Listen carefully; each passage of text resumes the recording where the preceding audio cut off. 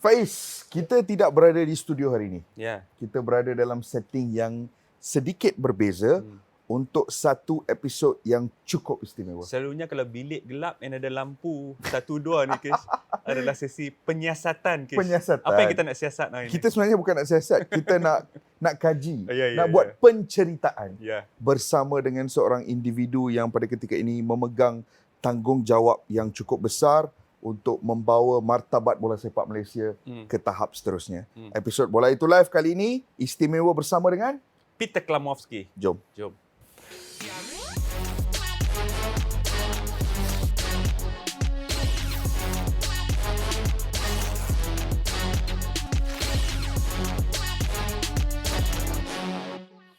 Baiklah Faiz, first and foremost, thank you so much Cklamovski, head coach of tak ada masalah. Tak ada masalah. That's a great way to start this chat. Thank you so much for taking the time to do this with us, coach. Honestly, from December when we saw the announcement, we've been wanting to have this chat with you. I think 2 or 3 times we've been featuring you in our show, but now we have you. Finally, we have you in person here. The original. Yeah, the original. We get to talk. I look forward to it. Yeah. Thanks for having me and nice to be here. Brilliant. There's a lot that we want to get into. We want to talk about your time in Japan, your time in Australia, but we've got to start with a bit of Malaysia, coach. It's been about a few months since you've arrived here, since you've taken over the national team. You've had your first game as well.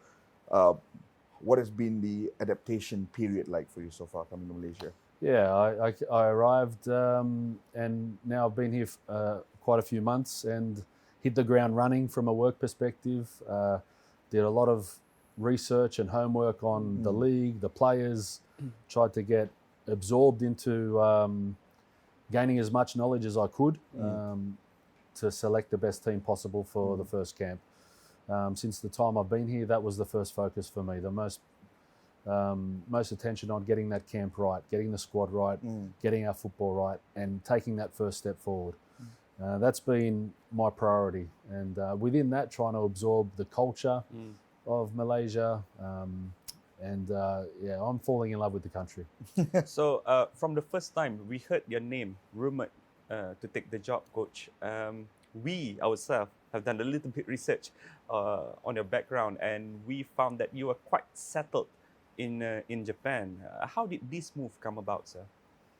Yeah, a little from a personal perspective. I was in Japan for 7 years, and from a personal perspective, in my career, some options came across my desk to leave Japan, and that was in other leagues as well.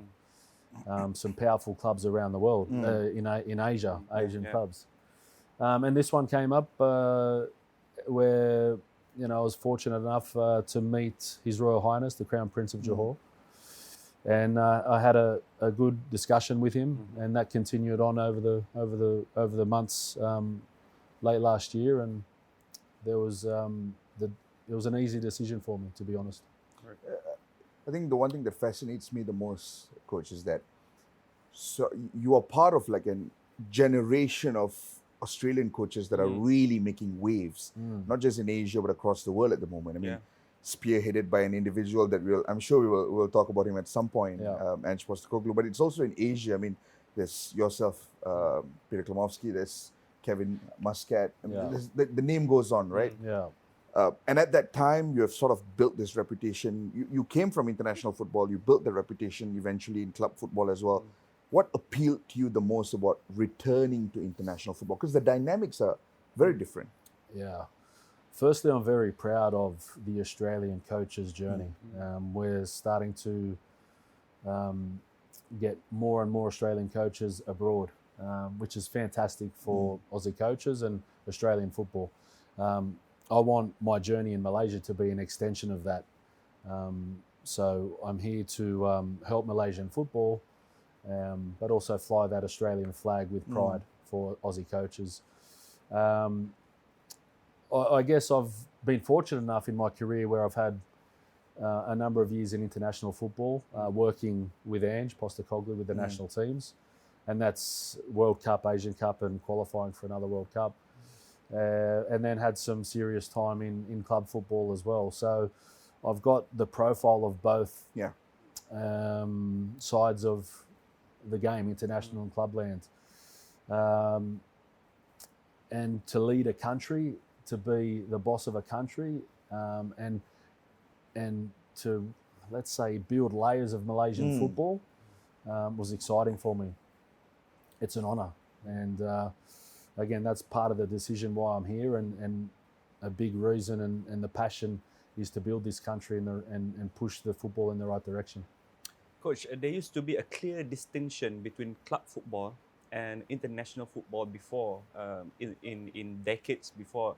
The coaches that coach countries are viewed as international coaches, and the coaches that coach clubs are viewed as club coaches. Yeah. But the trend has sort of broken down a little bit, first and foremost by the Paris Saint-Germain manager, Luis Enrique. He took up the Spanish job, and not long after that, he took up a big PSG job. Do you think the distinction has broken down a little bit, and The lines are blurred. The lines are blurred a little bit right now? Perhaps, and I guess that's the benefit of, from a personal perspective, I could go back into clubland tomorrow. Yeah. For me, it was when do you get an opportunity to lead a country? It's not every day. I looked at the project. His Royal Highness heavily influenced my thinking on this. And to be responsible to push a country forward is a unique opportunity that I had to take. I've got a passion for this job to get Malaysia moving forward. And then I guess from a personal perspective, I can go back to clubland or maybe keep building an international career moving forward. And that's, I guess, the benefit that I find myself in. Was the player composition also something that really drew you in? Because generally from a fan point of view, Coach, I think there is this sort of like view that the current crop of Malaysian players are amongst the best generations that we've had. There's a lot of really good young talent coming through. And if as a fan, watching that is so exciting, I can imagine that as a coach, you'd want to work with these exciting players. Yeah, definitely. I mean, looking into the Malaysian football, I look at Malaysian football like it has the passion. You know, the country loves football. There's a passion to Malaysian football. There's talented players in Malaysia. So I look at this as an exciting opportunity to, let's say, wake up a country and move it to a powerful direction. His Royal Highness speaks about a revolution. That's exciting, you know, to build the pieces of that for it to move forwards. Something I'm very determined to do, and we need to take the right steps for that. And most importantly, I looked at the players and thought, geez, there's some talent there. And when I got here, I'm digging further into the players, the league, the clubs, how they train, how they act on the field, off the field. All of that is an observational material. And then I take the first camp and I work with the players for the first time in camp. And then I see a group of men hungry, determined to make the country proud. I look at how we evolved every day and I see the players wanting to learn more and more and more and make the country proud. And I think working with the players for the first time, I get inspired by what I saw because they're hungry, they're coachable, they're willing to learn, and then they execute it, and that's what we did, and we've got more to do. You've mentioned about hungry and determined players, and before that you also mentioned about the plan that has been laid out by His Royal Highness Tengku Mahkota Johor. Other than that, can you tell us, based on your research, what drew you to come to Malaysia? One of the biggest factors. His Royal Highness, the Crown Prince of Johor, was number one. Yep. Oh, okay. His vision and intent, and the revolution, the long-term view that he has, inspires me. And we're in construction zone of that. Yeah. So we're building pieces for that to happen. And I imagine as a coach, you would want that. It's exciting. It's exciting because we are literally in construction phase of that. You know, really trying to get the strongest foundation we can to build on top of that. And it's a legacy project for TMJ. Yeah. for me, that's without him, I'm not here. Right. I think what's incredible about TMJ and the stuff that he has done is obviously there's a lot of complexity to the changes and the uplifting that has been brought upon Malaysian football over the last 11, 12 years or so.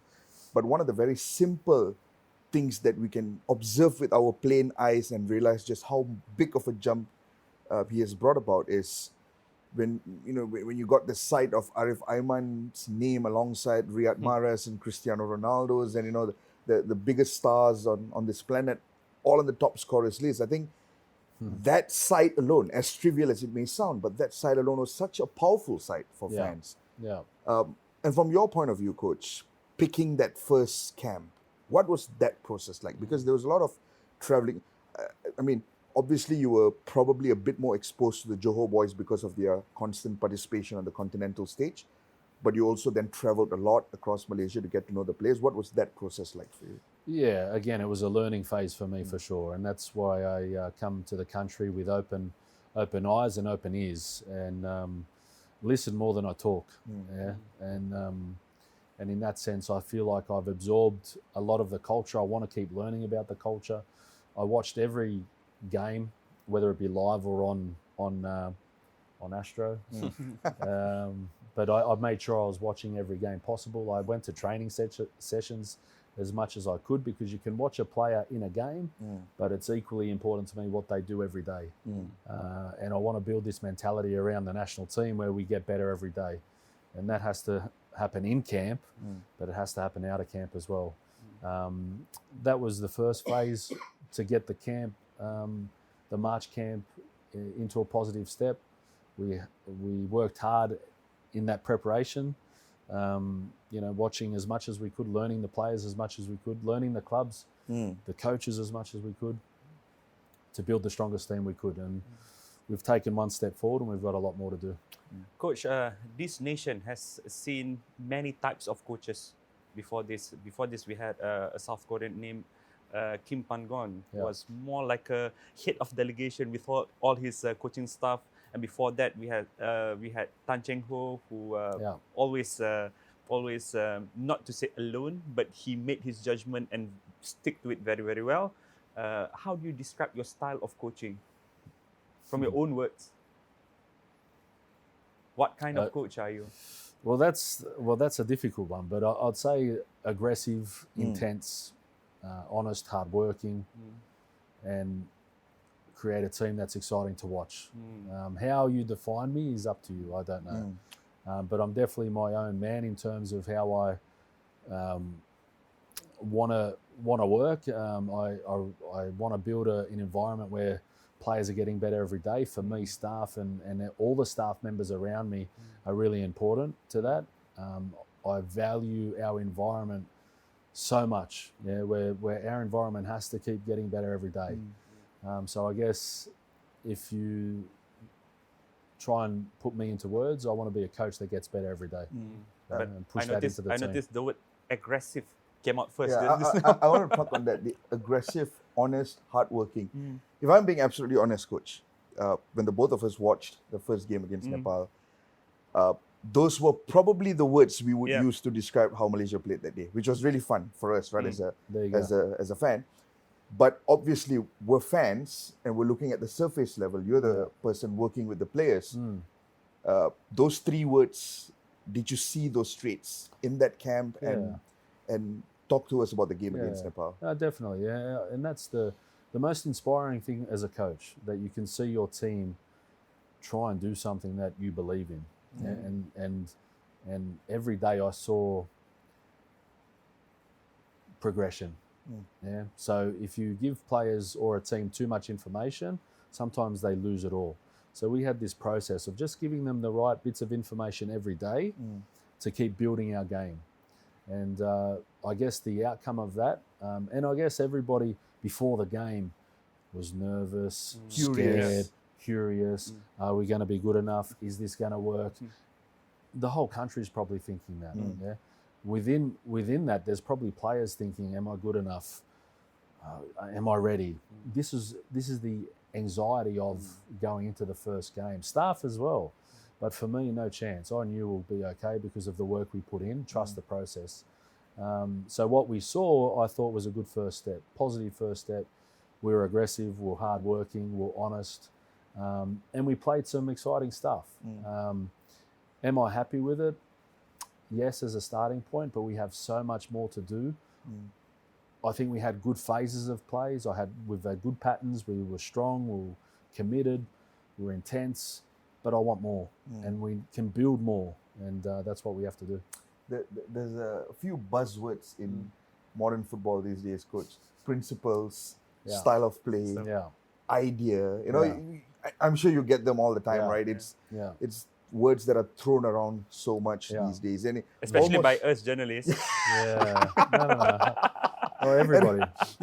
And it almost makes it sound like the job of a coach isn't just to coach, but it's also to be a salesman, to sell the idea, to sell the principle to the players, to compel them to buy into it. And what has been that process like for you? Convincing the players of this is the best way for us to all move forward in a unified direction. Yeah, and that's the most important part, is to be unified as a team to do that. And that's what I mean by every day I saw what we needed in terms of the progress we made as a team every day from training perspective, because we were aggressive, we were intense, we were playing some good stuff, we were developing our game piece by piece, and in 8 or 9 days of training we took some good steps, and you saw that connect to a good performance, something that we can build on. And you saw the players committed to that, So you saw the players focused every day, but also in the game, focused and disciplined to execute what we're trying to do. So that showed that they believed in the way forward. But like I say, good first step, and there's more to come. Kunci dia, Kish, di segmen pertama ni, beliau sangat agresif. Beliau gembira dengan perlawanan Nepal, tapi ada banyak lagi improvement yang boleh dilakukan. Dan selepas ini kita nak tanya pasal apa, Kish? Right after this, kita akan tanya pasal perjalanan Coach Peter Cklamovski di Australia. Sebahagian daripada skuad yang bukan sekadar bermain di Piala Dunia 2014, tetapi juga memenangi Piala Asia 2015. Jangan ke mana-mana.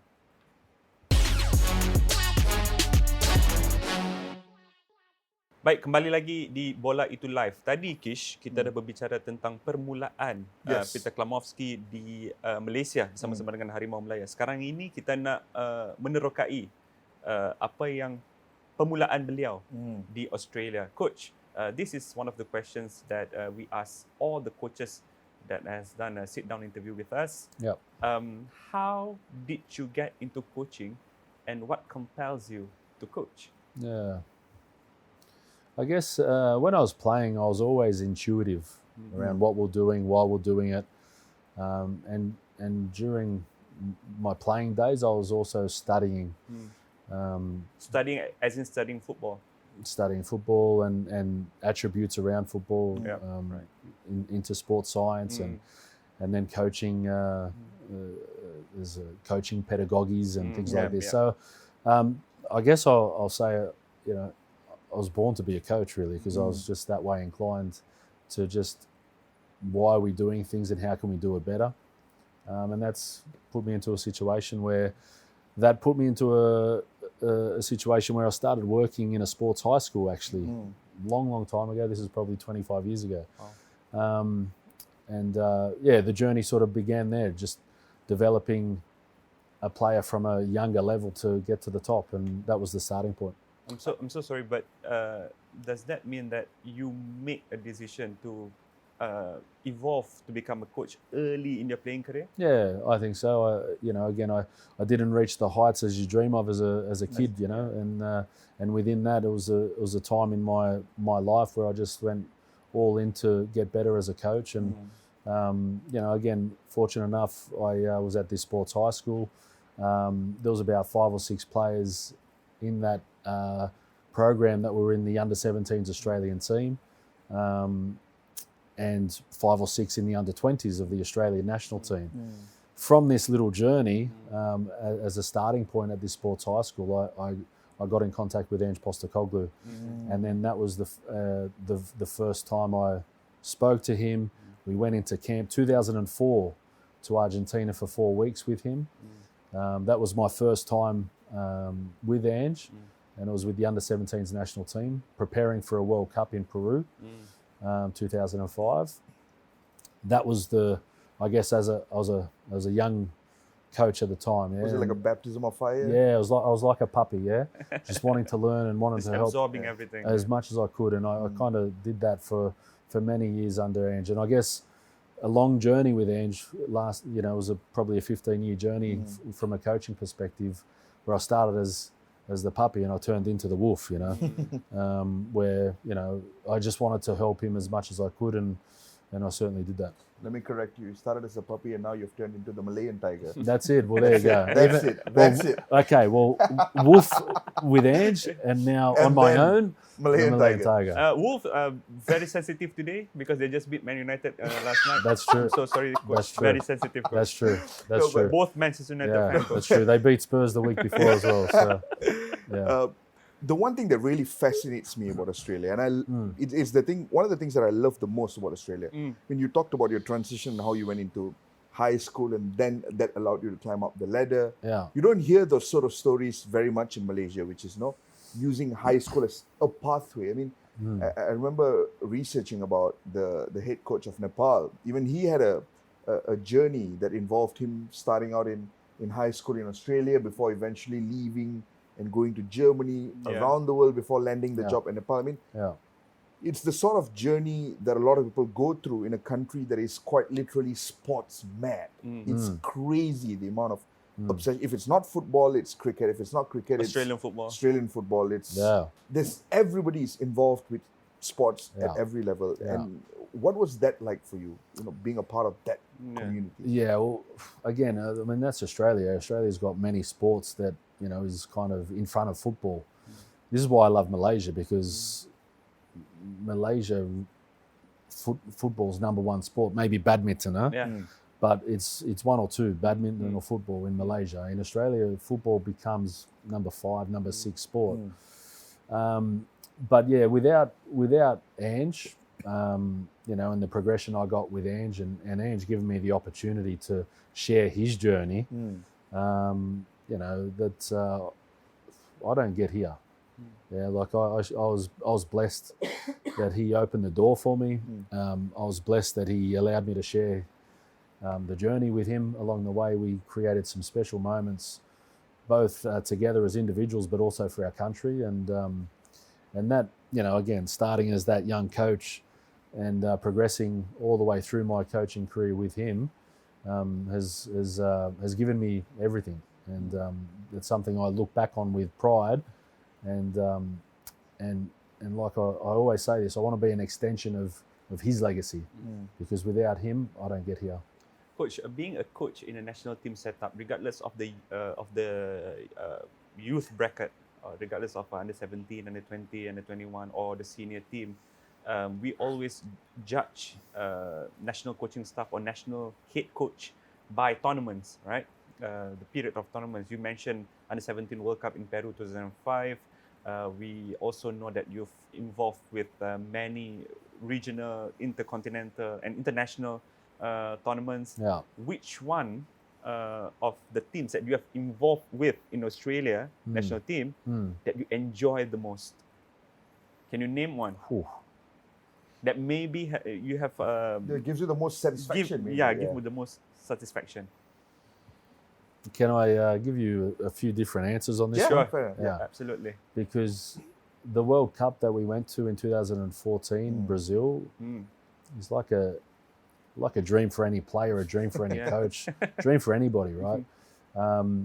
We had people say the group of death for us. We were looking at like the group of opportunity, because you've had 3 of the top 10 in our group: Spain, Holland, and Chile. And to prepare for that, to go toe to toe with those type of opponents was something I'll never forget, because that was the start of our project, really, and we put a stamp on the way we played in that World Cup. Unfortunately, didn't win a game, but we definitely put a stamp on to say this is what we're going to play, this is how we're going to play, no matter who we play against, and we went for it. So from that perspective, the World Cup was like something I'll never forget. In Brazil, yeah. Yeah, in Brazil. Then, I mean, we're talking about the journey of the Socceroos now, because how can you forget about the Asian Cup Yeah. and winning the Asian Cup? That's the first trophy that Australia's won for the men's game. So that was a bit of history for the country.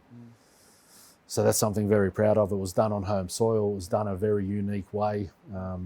You know, and again, Beating a big team in the final. yeah, great team.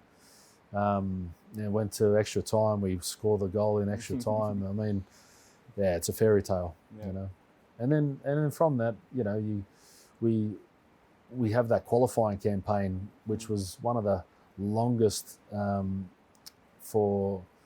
history of FIFA. Yeah. You know, the most distance travelled. So many Yeah. playoff rounds, Yeah, right? you know, and it went to the wire.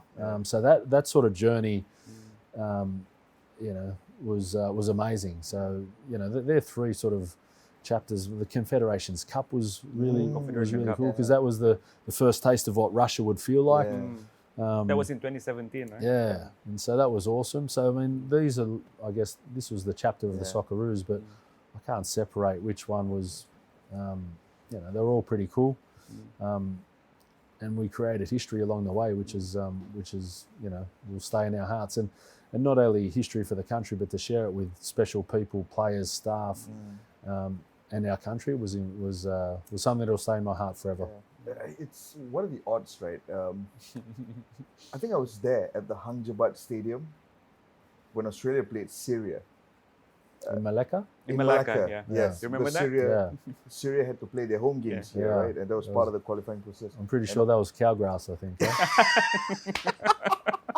That was definitely Cowgrass. It was crazy because I think not too long after that, Syria played Iran at the same stadium as well, and it was pouring, and the game could barely be played, and they managed to scrape a 0-0 draw in that game. Yeah. But yeah, who would have thought after all that years you're back here, Yeah. spearheading the Malaysian project. Yeah. You spoke about players. Tim Cahill. Yep. I mean, that Legend. 2014 World Cup goal. Ah, yeah. It has to go down as one of the greatest World Cup goals of all time. 20, 30 years from now, I mean, I'm sure they no longer produce DVDs these days, but if they were to do a DVD of a collection of iconic World Cup goals, Yeah. that would be right in there. A good celebration to go with that. Yes, excellent celebration. Yeah. That's Phenomenal his standard player. celebration. Yeah. Phenomenal player, isn't Yeah, he? 100%. Timmy Cahill. 100%, and he's scored some big goals for the national team.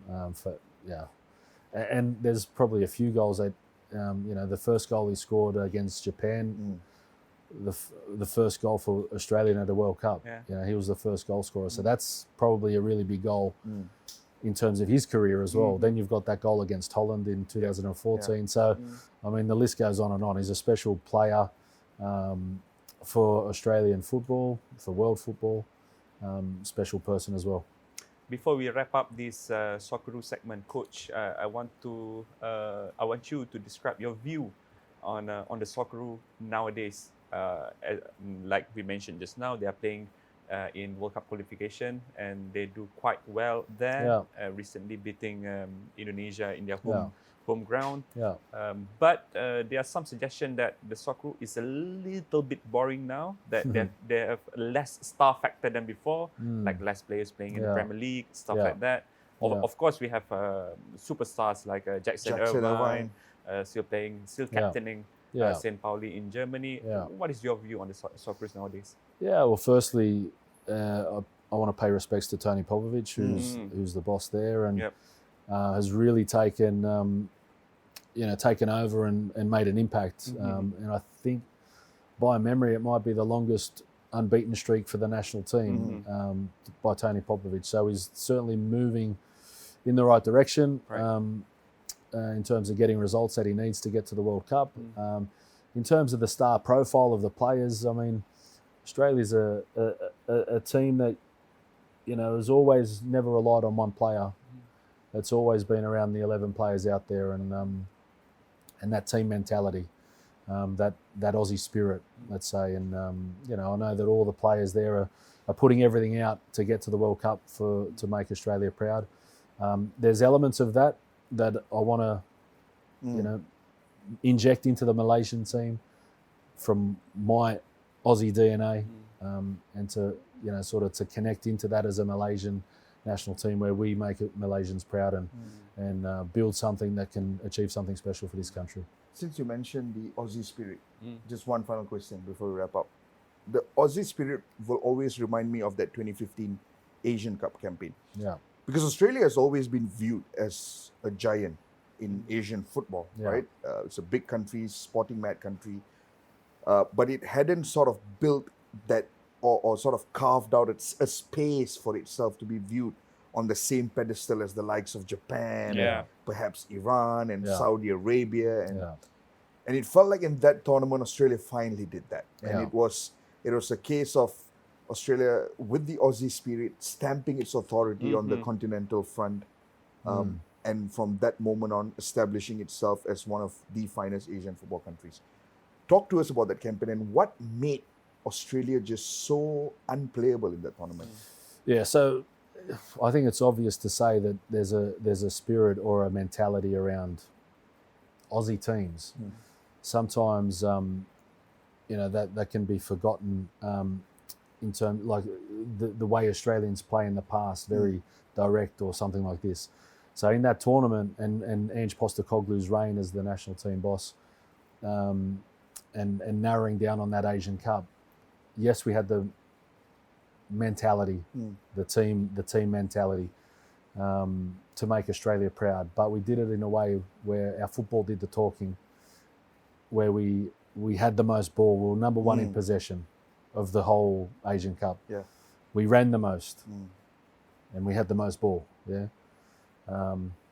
we sprinted the most, and again we had the most possession. Yeah, and we scored the most goals. So with that mentality, we applied it to the football we wanted to play, and the way we wanted to look as a team. And again, that is a beautiful story because we end up with a trophy in our hands because of it. So because of our football, our belief and our mentality.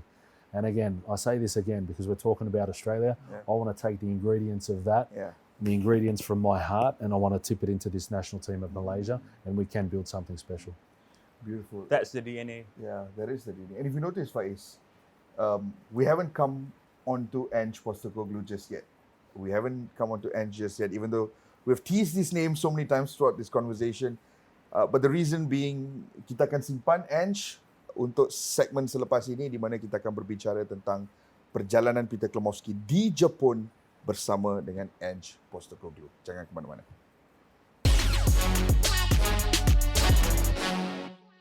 Selamat kembali ke Bola Itu Life. Kita dah banyak borak tentang perjalanan Peter Cklamovski di Australia, kemasukan dia ke Malaysia pada awalnya. Tetapi ada satu fasa dalam kerjaya dia, Faiz, yang membentuk beliau. Betul, yang membentuk beliau dan sebenarnya yang mungkin paling menarik perhatian kita berdua.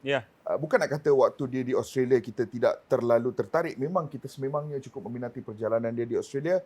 Tetapi there was something special about the Japanese Odyssey, perjalanan di Jepun. Yes. Coach, I mean, as I was pointing out to Faiz, Ange Postecoglou. I want to talk a little bit about your relationship with him, your journey with him, because one of the things that I absolutely adore about Ange is I remember watching an interview where he was asked about his style of play.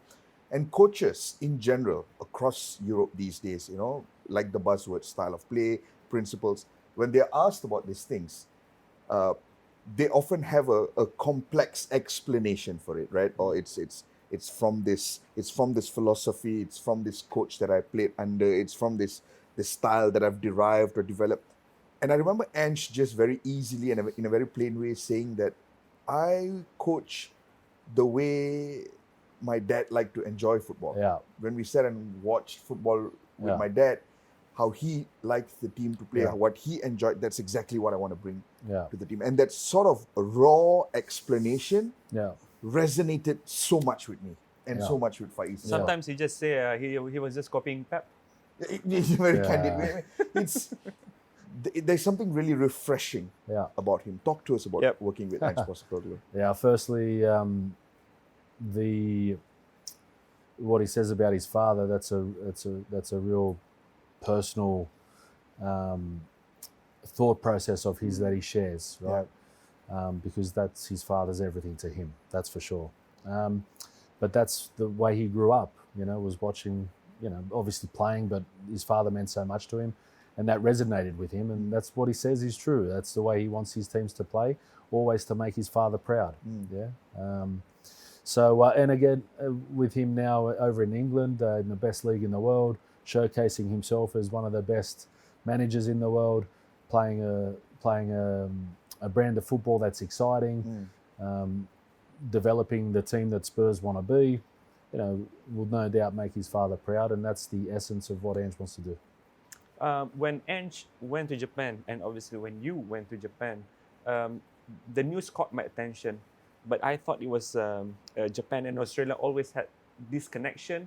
We had one Australian striker who played with us in Malaysia, and then went to Japan. And in Japan, he got called up to national team. It was Andrew Nabut. Ah, yes, Andrew Nabut. Yeah, and there are several Australian players there as well. The latest, I remember Mitch Langara.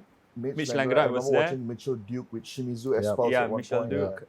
He's still there. Machida. Machida Zelvia.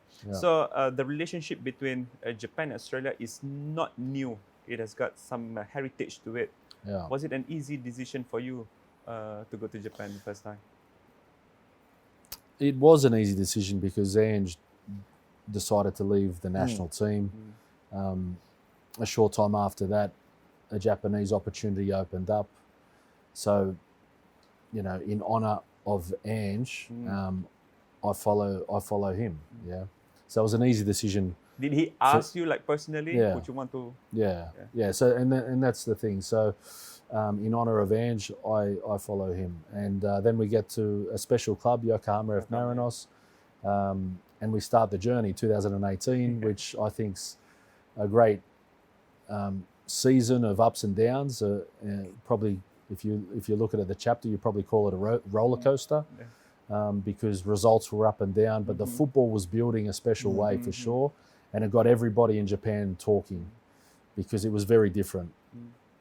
And then, maybe in some parts or some different clubs, maybe we get sacked. Credit to the club because they backed Ange, they backed what we were doing, they saw the football that we were building. 2019 is a special season, again associated with a trophy. Special moment for us individually as Aussie coaches. Special moment for the club because it was the first time in 15 years that the club won the league. It was a big milestone for the club, the 4th star on the jersey. That's our influence, and it built a bit of a legacy around Marinos football, the way we played, and that's continued on. Again, connected to Kevin Muscat going there and building that football club a certain way, which was something that Ange and I are both very proud of. I love that Marinos journey so much because it wasn't just a meaningful journey for the Marinos on a personal level as a club, but it also mattered a lot for Asian coaches because I remember the shockwaves Ange's football at Marinos sent across the world on social media amongst football, the football anorak community, the football tactical community on Twitter. Everybody was raving about the Marinos in 2019. Tell us about just how phenomenal that team was from a style of play point of view, because if anyone caught a glimpse of the Marinos in 2017, for example, it was completely different. 100%. To 2019, and all that change took place in such a short space of time. Coach. Yeah, definitely. How did that work out? Yeah, I think it's a journey of our chapter there. 2018 was building something special, but yet building it from scratch. Yeah, and with that comes ups and downs, roller coaster ride, and trying to build a DNA of a football club, and we did it a certain way. So the evolution of the team was exciting. Every day, again, means something to us. We kept evolving, we kept pushing, and we kept getting better from a football perspective, from a mentality perspective, from an intensity perspective, from a physical perspective. We'd leave no stone unturned, and that's the journey of that chapter of 2 years there. Taking over a team that played a certain way, to then putting our stamp on it, 2018, scoring as many goals as we could, scoring goals a certain way, which was exciting. We looked good to watch. That's the team we want to be. We had some frailties, you know, conceding some softer goals, which we needed to eliminate. And we did that in 2019, and then became an unstoppable force. I'll say the way we finished that season in 2019 was exciting. It was 8 wins in a row. It was a nail-biting finish. And FC Tokyo was the rival at that time, coming second. It was neck and neck, and there was only one team going to win that. That's the way we felt. And we're playing football that dictated that. 8 wins in a row to finish the season off.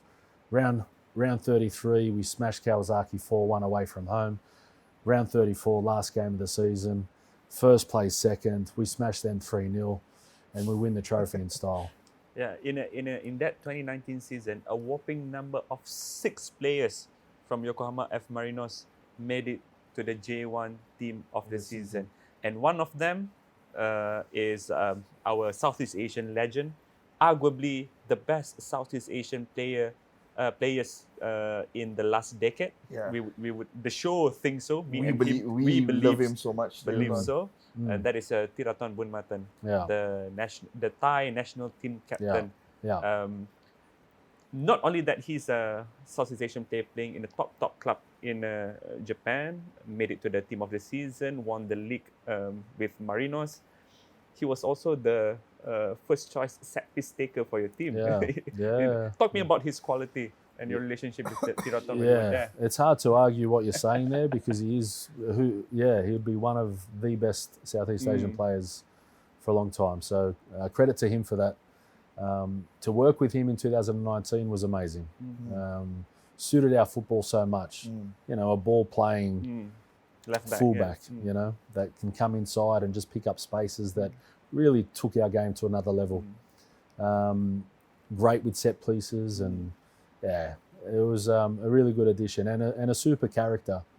He was in Japan prior to Marinos at Vissel Kobe, and then I think the way we played was just different dynamic for him, and it took him to another level. And I enjoyed so much working with Bunchan. Because to add to that, one of the longest problems that we had in Southeast Asia was producing talents. Sometimes people point their fingers at our academies in this region are not good enough. Our kids program is not good enough. The youth program is not good enough. But to see these kind of players, Tiraton Bunmatan, or maybe the ex-Consadole Sapporo player, Chanatip Songkrasin, top player. They had their football education in this region and then make it there means so much to us. Can they, when you were there in Marinos, do you spot any difference between Tiraton and some other players being educated in Japan or in Europe? It's a good question. It's hard, and every player is different, so it's really hard to kind of a broad brush approach to respond to that. Bunchan was dedicated, committed, focused, and you need to be reaching achievements that he has. That comes from him. It comes from his approach to life and football. Right? I will say this, and that's a player in Thailand that's played in Thailand and gone abroad. Chanatip's the same. For example, I talk to Malaysian players that have that ambition. They want to go abroad, want to play in Japan, want to play in J1, want to play in J2, want to play in Korea maybe. These are national team players, right, that I spoke to. And so they have that desire to potentially try their luck overseas to another league. And I think that's exciting. The biggest thing for me is they've got to get the most out of themselves every day. You know, and so I see them in camp at the national team, and they have the potential. They have the ability to do that. And so what I look at is what they do then at their clubs. And that's an area that we can improve to keep pushing them every day to get better at their clubs. Because if you go to Japan, you have to do that. it's like for like. If you don't perform, you're out. You don't play. Yeah, you have to fight hard to come back in.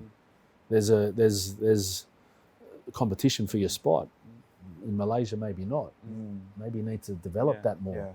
Yeah, and get them out of their comfort zone, because if you're pushing yourself every day, you can see they're getting better every day. That's the mentality that Bunchan, Tiraton has, and that's how he developed into the player he has.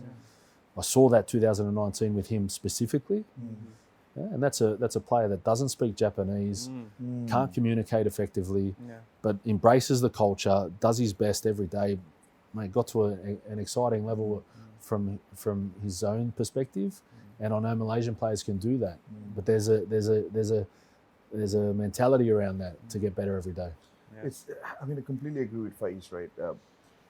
It's almost like he broke a barrier for Southeast Asians. Not just him, Chanatip, even Tirasil for a temporary period in Japan. It was as well. in Hiroshima. In Hiroshima, San Francisco. Sort of like broke this invisible barrier that always existed upon Southeast Asian players, that are we not good enough to go abroad? Are we not good enough to thrive in a competitive league? And here you've got... Yeah, of course we had like Dion Cools. Yeah. We had a few the other mixed names heritage boys. from Malaysia, Indonesia, maybe Thailand. But they're not football educated in Malaysia. Yeah. But when Tiraton and Guys who Chanatip grew did it, here. they grew here, Yeah. they completed their football education here. That is something different for us. And I think what also fascinated me a lot about Tiraton is, before the term inverted fullback started getting thrown around on social media, Tiraton was almost playing like an inverted fullback with the Marinos. Yeah, as well. no, he was 100%. That's the way we played at Marinos. That's what we built, and he inspired me to work with him. But it shows you that, again, coming from Thailand, education system, you can do it. And it is not impossible. It's not impossible. It's all down to the mindset. It's all down to him as an individual wanting to get better every day. And Marinos, so this is the thing, the club provides that environment, and he flourished. Yeah, the desire, the commitment, the discipline, he had it all.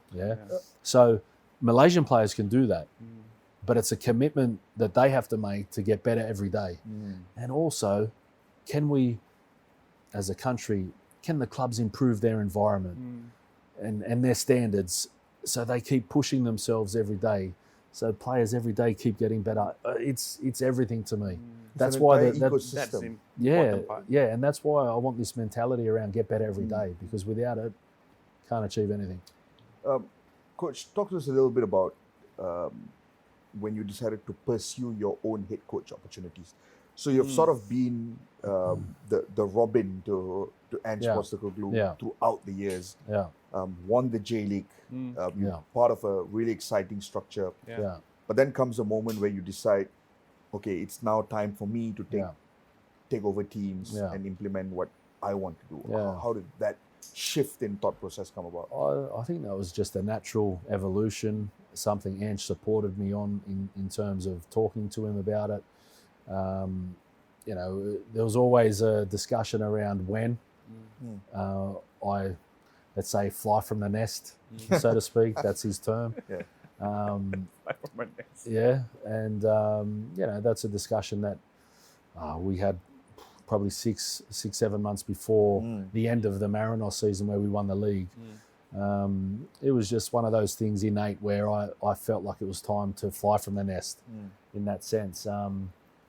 And it was a fairy tale ending for what I look at from a personal perspective as something very special that I shared with Ange for 15 years.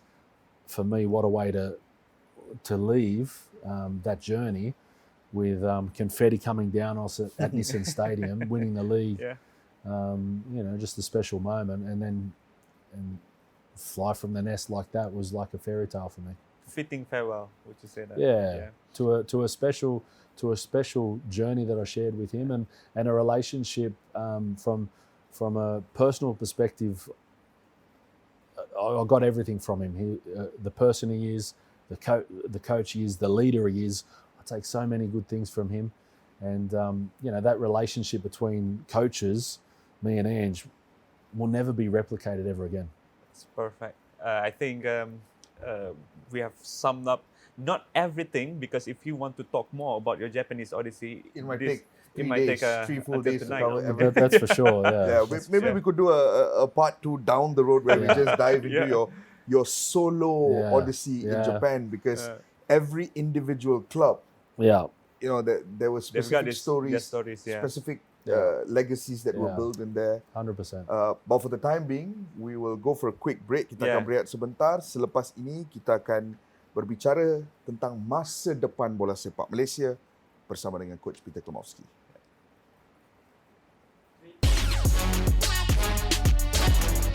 Baik, kembali kita ke segmen terakhir Temu Bual eksklusif Bola Itu Live bersama dengan Peter Cklamovski. Kita dah berbicara tentang permulaan beliau di Malaysia, perjalanan beliau bersama dengan Socceroos dan juga perjalanan beliau di Jepun. Dan sekarang ini kita nak membincangkan tentang apa, Kish?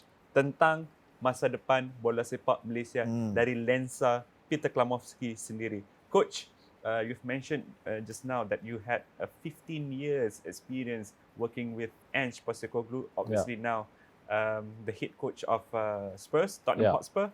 I just want to ask you one easy question. Have you talked to him about Malaysia? Did he reach out to you? He's part of the process many months ago about Alright. what I do from a personal perspective for my next step. Of course, I spoke to him, and again with that, there was, like I said previously, there was other options on the table for me, and clubland or country, and it was all that dynamic of a decision-making process that, of course, I talked to Ange about it. I value his feedback on it, and then ultimately I've got to do what's right for me. And like I say, I respect him so much. I'll always try and get him to bounce things back to me. I loved your first press conference, Coach. Yeah, we loved it. Yeah, we loved it. You were really honest. You were really raw. You called it as it is. Didn't try to beat around the bush. We wish we could have attended it, Yeah, but we had other yeah. commitments. Oh, you're busy, were you, boys? No, we Sorry about that. Yeah, we'll give you notice next time, huh? We'll Just be kidding, there Coach. next time. No, but we really loved it, Coach. And I wanted to ask you more about that, really, Yeah. because I think what's really exciting about this new project is it's looking towards the future. Yeah, It's a future where Southeast Asian football as a whole is attempting to carve out a bigger space for itself in the Yeah. global football scene. Yeah. You've got the Indonesian project, which I'm Yeah. sure we'll touch on a little bit. Thailand are also pulling the strings. Vietnam Yeah. have so much of potential. Philippines even. Philippines Yeah. knocking on the door. totally. And then there's Malaysia, right? With you in charge, with His Royal Highness spearheading the project as well. Yeah, So many key components have been put into place. Yeah. But ultimately, for us to claw our way back Yeah. into the Yeah. upper echelons of Asian football, yeah, there are certain things at ground level that we've got to be honest about and fix. yeah. And I thought your press conference was a massive, whopping first step towards that. Yeah. What do you think are the main things that we've genuinely got to address in the short term to take Yeah. the football to a much better space in the long term? Yeah. Thank you for your kind words about the press conference. Again, it was my honest opinion on where the game is at here with Malaysian football. Yeah. And I'd like to always be honest. Yeah. It's evidence based. It's not just my visual perspective. It's evidence based. I see it, but it's matched by the evidence. And within that, although that's, I think there's easy things that we can do to make steps to get progress. Obviously we need to look at how we can improve the league, and I think there's some easy things that we can control to get a better league. Yeah, with fixtures and many little things like that. That just from an organisational perspective will help clubs, and then help all the staff, and then put a better program in for the players, again on a daily basis, and then hopefully that connects to a more exciting brand of football in the league. Get the fans back in love with the clubs, get fans back in love with the league. Malaysian Super League can be something special in Asia. It has the talent. So I hope we can take the steps forward in that sense. And there's a lot of things to fix, but some basic steps that we can take that'll help even, let's say, next season progress. I guess what I look at is Malaysian football, I think, to be fair, maybe has been sleepwalking for some time. Yep. You know? And whereas the neighbouring countries are taking fast steps forward, which you've mentioned. And I think let's have our eyes open as a country and together unite and make the right steps forward, because this country can be something special. The key components of any national team project is obviously the players, coach. You had a healthy pool of players in your first call-up. But do you think in the future, along the line, do you see yourself handing out debuts to maybe unknown players that you pick up yourself from the league? Do you see yourself doing that with the state of the league that we have now? Yeah. Yes, I do, and I'll just rewind slightly. If you look at my time at FC Tokyo, Right. I gave 13 players debuts. Debut. All right. Yeah. They were all under the age of 21. 9 of them from the academy. Yeah. So I'm not afraid to give players an opportunity. You also gave captaincy to my favorite player, Kuryo Matsuki. At 20 years old. At 20 years old. Yeah, and that's something very unique in Japanese football because of the hierarchy system, let's say, that country has. But it was a great initiative that really helped the club and the players, the team develop. So yeah, I'm not afraid to do that for the Malaysian national team. In fact, I believe in that. And if I'm honest, we have to do that at a certain time because our short-term goal is the Asian Cup, and to qualify for the Asian That's Cup. a priority. Yeah, that's short-term focus, right? So we've got a real attention to detail on that. And of course, we have to beat Vietnam and we have to top the group, and that's something that is a challenge for us. But it's not easy, but it's not impossible. Well, we can do it, right? But then if we forward plan a little bit more, and then I'm thinking, well, I want to get this team to a World Cup for the first time. I want to get the country to experience a World Cup. World Cup's 2030. That's 5 years' time. So if you look at the squad at the moment, some players might be getting on to 32, 33, 31. Well, it might be an aging squad. So there has to be a transition period where we bring in the young talent. So where does that talent come from? Well, at the moment, it comes from the 20-year-olds, the 21-year-olds, the 22, the 23, the 24-year-olds. That bracket now, 20 to 24 years old. In 5 years, will be players that are at peak age. Yeah, so I'm mindful of that. Yeah, so I'm not going to give caps away without deserving it, but there has to be a focus on that in the build to get the national team to continue to develop.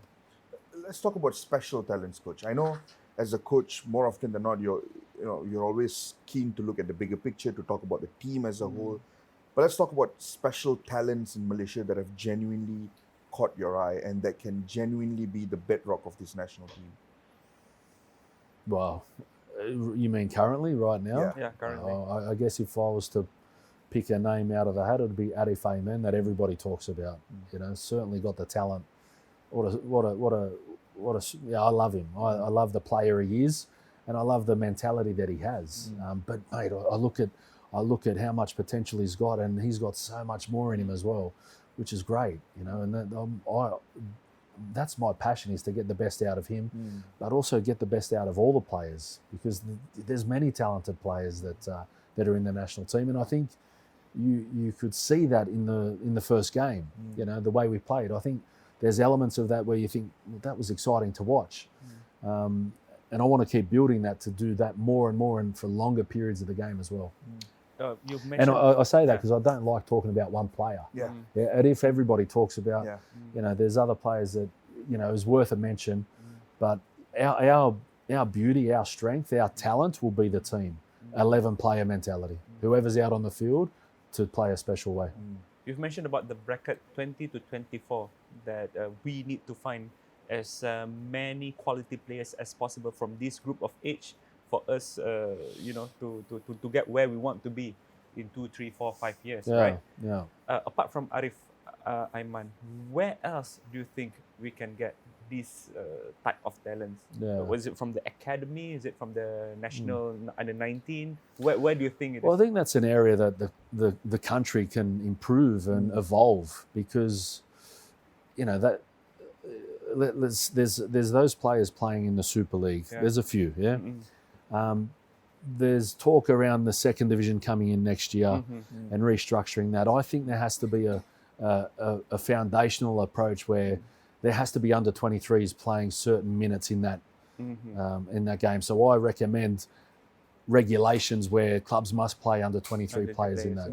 Yeah, have a foreign limit of that. Maybe 3 foreigners, for example, can play for the club. Yeah, that can maybe work. But must have an under 23 policy or a regulation where that ensures the players are getting minutes at a higher level. Yeah, and then maybe can step into the Super League environment, and that's a stepping stone to improve, let's say, youth development. I think that's an opportunity that we can take steps forward. Yeah. If you drill down further, I look at the youth development, and there's potential, but there's a lot of work to improve from a youth development perspective as well, which will help the national team longer term, but it'll help the country develop more talent, which then goes up the pipeline into the second division, into the Super League clubs, and it's all connected. So in my humble opinion, we've got to all be united for that. You know, that's the federation, MFL, the clubs, to help players keep getting better. I really like that. I mean, one of the things that I suppose is very difficult, and I talk to sometimes even relatives or family friends, and one of the reasons they sometimes struggle to let their kids perhaps to pursue a career in football is the lack of a clear pathway. Direction, exactly where do you go? Yeah. How is it all connected, right? And I suppose those are lessons that we can take from places like Japan, where you came from, where it's so clear. I mean, even the high school football tournament gets so much of structure and attention. It's massive. Yeah, I mean, and again, we can learn from the best, right? Because Japan are the best in Asia at that, where they've got a high school pyramid, they've got a university league, and they've got the J League teams, their academies, right? So as a young player, you've got some pathways to choose which way you go. And then you've got J3, J2, J1, right? So there's a lot of opportunity for players to stay in the game. Yeah, and I think this is something from an infrastructure point of view, from a club setup, from a football pyramid that Malaysia can improve with some good planning. Indonesia, Faiz. Indonesia. Coach, Our fiercest rivals, Yeah. Indonesia. I think somebody might have briefed you on that. probably Oh, don't so- even need briefing. No, I You're don't probably know. aware I mean, of that's it. part You of knew that, you knew that's part of the research of Malaysian football, right? Yeah, totally. It's incredible, really, sort of like, if we talk about Malaysia being, you mentioned sleepwalking Yeah. for the past few years, Indonesia are probably sleeping giants. I mean, with the population that they Yeah, have, 280, close to 300 Yeah. million people. Yeah, And it's now sort of been activated both for short term and long term. yeah, I want to talk a little bit about how different their project is to ours, Yeah. because the context is different. Yeah. The history of the country is different. Yeah. The relationship with heritage place based abroad is different. Yeah. But talk to us a little bit about the Indonesia project and how different is ours. Indonesia project means nothing to me, so I'm not going to talk about it. It's irrelevant to me. It's what we do here. We've got our unique benefits of Malaysian football, and with that we've got unique challenges as well. And you've got to kind of understand both to get the right steps to move forward. And that's with His Royal Highness and everybody around us. That's what we want to do. I see massive potential in Malaysian football, and we've got to be humble to know that we're miles away from that at the moment. But with hard work and commitment, we can take steps forward. And that's, like I say before, we're in the construction zone of that at the moment, trying to build the foundation to do that. But it's irrelevant to what other countries are doing, and I say that respectfully. Yeah. It's more important around focusing on what we need to improve. And what do we need to improve? Well, we need to improve the league. We need to improve youth development. That's from a long-term perspective. This will all be connected to help the national team system get better, and that's in every age group, because you look at under 17s, under 20s, under 23s in Malaysia, national teams, they don't qualify for Asian Cups, let alone World Cups. So this is a connection that makes it very difficult to have success at the senior national team when you don't have that pipeline coming through. Yeah, so we're missing steps every time. That's why I say we've been sleepwalking as a country for many years. Not anymore. We'll change that. But we have to take smart steps to do that, and understand that, be humble where we are now, be humble, realistic, and know that with hard work, we can take steps forward and move this country in the right direction. But also, Coach, football, not that I'm saying football relies so much on momentum and belief, but if like countries in Southeast Asia, like the closest to World Cup now is Indonesia, if they somehow can get over the line, does that mean we also have the boost in terms of confidence and in terms of being aware of where we are now? One of our countries in our region reaching the World Cup. Does that mean the standard in other countries, other neighboring countries, Thailand, Malaysia, Singapore, Philippines, we can also step up with them getting over the line? Well, yes, I guess so. But I look at Southeast Asian football. It's like that is the sleeping giant of world football, right? And it's got so much talent. So much passion as well. Yeah, and it does, like in every country. And every country is unique in its own way, but it's a huge demographic of football, right? And if you look at our neighbours, and I say this respectfully, they're taking really a committed approach. Yeah, and that's why I say for Malaysia, maybe we've been sleepwalking for some time. But like I say, not anymore. We're waking up. We're going to do some things to step this country forward. We just have to be humble, patient, and take the right steps for a long-term approach. Coach, let's bring our attentions, before we wrap up the conversation, let's bring our attentions to Vietnam in June. I'm speaking from the point of view of an individual that has got a lot of traumatic experiences from previous games against Vietnam. I mean, I've had all our away trips to Hanoi in the last, 2018, 2019, we've not come back feeling happy. They've been a real force in Southeast Asian football over the last few years. But they've also had their ups and downs in recent times, but it's still a well-respected team. How are we preparing heading towards that game? Because this is probably the biggest game of the group stage. And again, this is part of the research and to get a feeling of Malaysian football and what's ahead for us. So I'm going to ask you a question now. Okay, when was the last time Malaysia beat Vietnam? I don't register. It's been a while, really. It's been a while. 2014? Was it 2014? Correct. 2014 So, AFF. So over a decade ago. Right? 11 years now. And the time the time before that was 2011. So there's sort of like, we haven't beaten bogey team. Well, not bogey team, not for me. That's in the past. But the history of it, you got to respect. Right. So we haven't beaten Vietnam for a decade. That gives us a carrot to chase. That gives us a motivation to change history. So there's positives in that.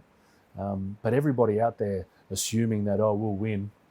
No. Take a chill pill. Take a reality chill pill, because we got to be humble, realize what we've come from, and yes, we can beat them and go for it. But that's the last 16 times we've only beaten them twice.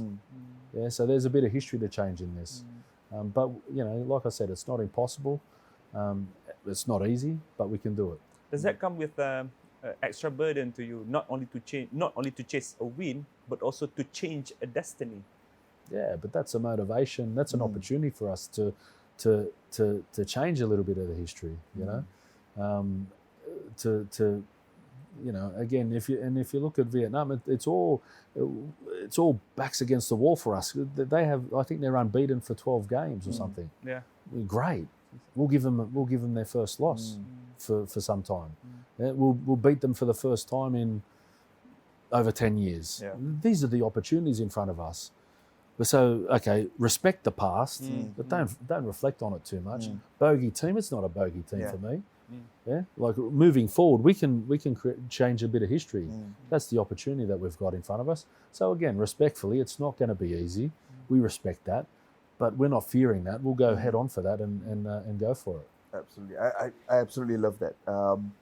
The fact that we're realistic enough to be humble, but at the same time, don't use it as a burden. Yeah. Treat it as an opportunity. 100%. Because I can already imagine the lift it would give for fans and players the moment we turn that stat around and we're finally beaten them.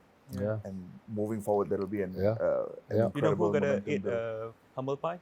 Me. I always thought we can beat them. Yeah. I never quite realized that we haven't beaten Yeah, them in a decade. Yeah, Thank you for pointing that out on our show. But that's But again, that's the reality, right? So that gives us a motivation to do something that the country hasn't done for a long time. Yeah. Yeah. But how do we do that? Well, we do that by preparing well, getting our preparation nailed on in a unique situation where we're coming from an off season, where there's no games for the players, and then we come into camp. So it's a unique situation. And like I say, we'll fear nothing and we'll go for it, and we'll do that by the way we want to play. We again want to show the team we want to be. You saw elements of that against Nepal, and then our basis of that is to make every Malaysian proud. And then if we can, beat the Asian champions, because Vietnam won the Asian AFF Cup, AFF Cup in December, then that's a nice feather in the cap for us. Beautiful. I think that perfectly sums up today's chat, Coach. I think the thing that I'll remember from the conversation today is the picture that you've painted around what the national team will aspire to be. Humble, hardworking, aggressive, and constantly willing to work and improve on the pitch. And I think from the fan point of view, I mean, speaking from the point of view of a fan, I think there's not much more we can ask really from a national team that works hard, that stays humble, that strives and attempts to break all the glass ceilings that have held us back over the years. So we absolutely look forward to that journey and that process. And that's the thing. If we can put that out every time we play and play some exciting football, when results will follow. Yeah. We'll move in the right direction. And that's, if we can do that and make every Malaysian proud, let's unite and take this country forward all together. Perfect. Thank you so much, Coach. Thank you so much for Coach. taking the Sama-sama. time to be here on Bola Itu Life. It's been an absolute honor and a pleasure. Yep. Terima kasih juga kepada semua yang menonton episod Bola Itu Life istimewa bersama dengan Peter Cklamovski. Seperti yang dikatakan oleh Ketua Jurulatih skuad kebangsaan kita, perjalanan yang akan diharungi oleh skuad kebangsaan selepas ini adalah perjalanan yang memerlukan sokongan semua pihak. Bukan sekadar pasukan beraksi sebagai sebuah pasukan sahaja, tetapi penyokong komuniti bola sepak Malaysia secara keseluruhan perlu memainkan peranan kita juga. Perlu bersatu untuk menyokong aspirasi ini, Kesh. Betul, menyokong aspirasi ini dan menyokong perjalanan ini untuk membawa martabat bola sepak negara kita ke satu tahap yang lebih tinggi, Faiz. Baik. Terima kasih kepada semua yang menonton. Bola Itu Live bukan sekadar di Astro Arena, di Astro Go, di Spotify, di Apple Podcast, di mana saja korang boleh layan. Terima kasih kerana menonton. Kita akan jumpa anda dalam episod seterusnya.